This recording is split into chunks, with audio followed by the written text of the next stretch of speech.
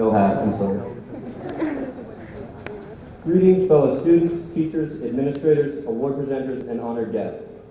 Well, I'd like to start off by again saying congratulations to the class of 2008.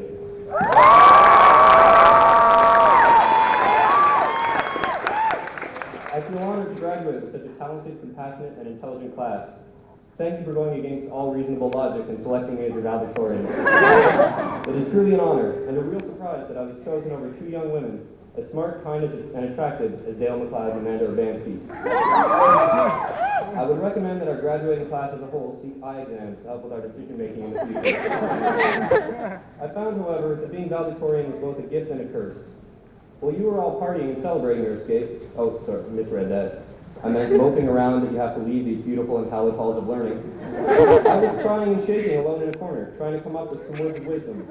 I poured through deep quotes I didn't understand. I spent hours smashing my head off a wall trying to come up with analogies. I called my friends again and again, trying to bribe them to write this for me. Then, finally, I looked at my watch, realized it was 5:30, and decided I should probably make my way over here. Well, I suppose my first job for tonight is to thank the faculty, who have worked so hard to get us here tonight. To the administration, thank you for your kind support and tireless efforts to help us clean up any messes we made along the way. To the teachers, thank you for your kind support and tireless efforts to help us clean up any messes we made along the way. To the custodial staff, thank you for your kind support and tireless efforts to help us clean up any messes we made along the way. But in all seriousness, let's give them a well-deserved round of applause.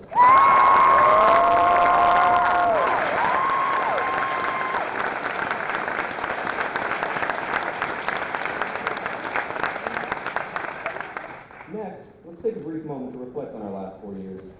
Oh, Banting Memorial. Greatest high school in all of Alliston. How hard it has been to spend the best years of my life thus far in this flawless, beautiful building. Look around you and bask in its glory. Look at that wall. Look at that one over there. Look at the ceiling. Beautiful. Architectural brilliance. But the beauty of Banting does not end here, my friends. Who needs air conditioning when you can learn in this sweltering heat this summer?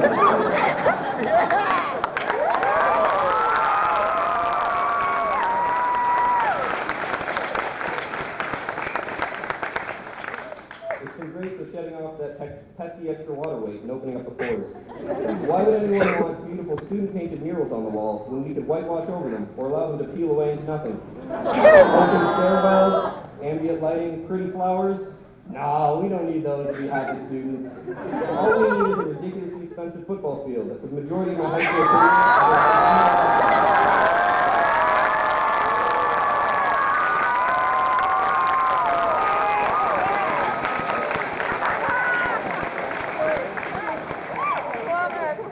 Despite a lack of aesthetic work, this school still has many beautiful memories with me. Looking back, I remember the diabetes walks we had. I remember the enthusiasm of Mr. Follis, not wearing his makeup on Halloween and letting us see his true face. Dancing around during the hair musical, always giving an easy smile and a sincere greeting. I remember the amazing things our graduating class has done, from plays to concerts to sports championships. What really surprises me is the amount of talent we have. For a backwater potato-centered town, we ain't too shabby. In this room sit some of the greatest musicians, artists, athletes, and minds one could ever hope to graduate with. And Leah Emerson. Just kidding, I love you. Let's get another round of applause for my fellow graduates.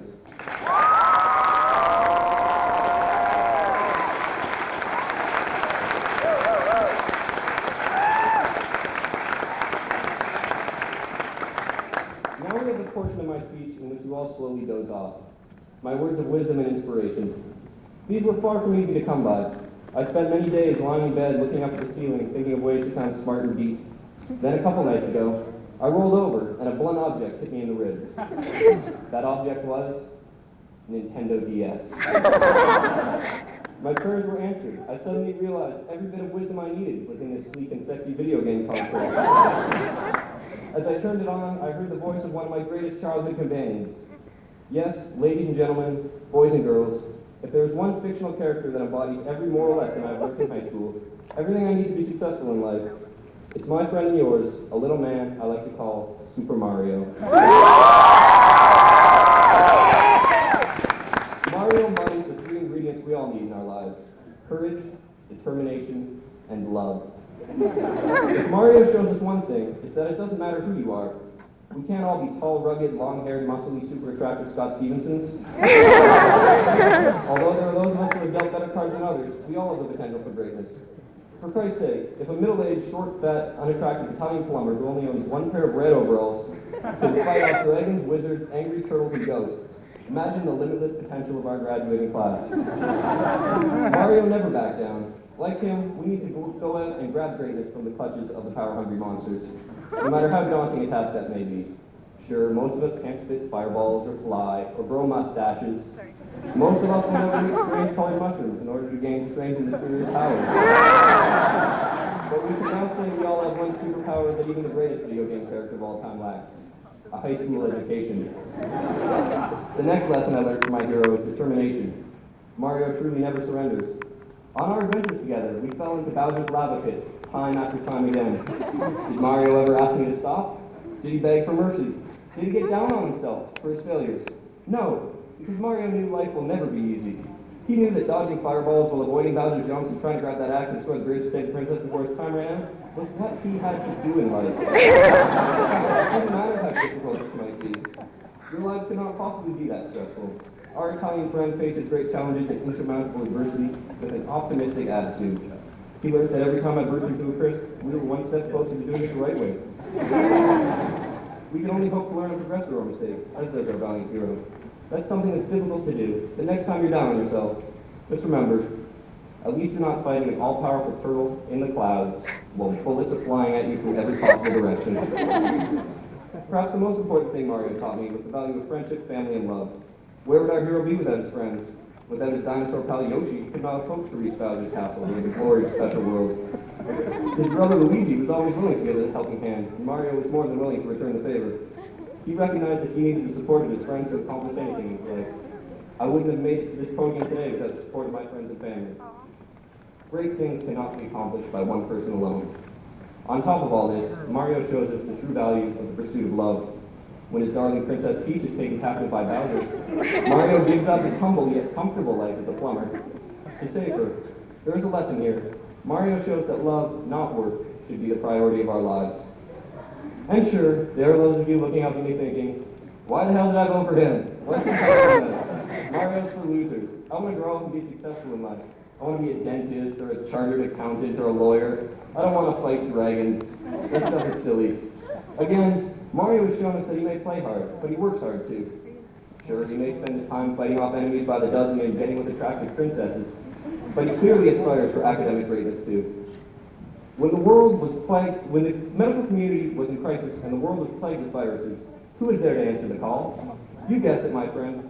Dr. Mario. Viruses one at a time. This brings me to the end of my speech. You can all wake up now. Thanks again to the faculty, honored guests, friends and family, and anyone else I inevitably forgot to thank. Congratulations again to the class of 2008.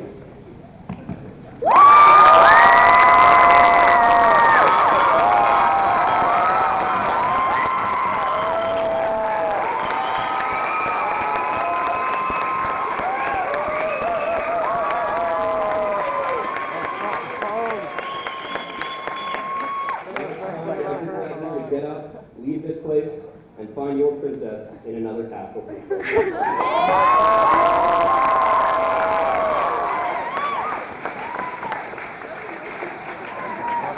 Okay, you guys can sit down again. We're almost done. But we have to thank Scott. Scott is going to be thanked by Ms. McClure, our principal, who will give Scott a plaque and thank him for his excellent job as valedictorian. Yeah.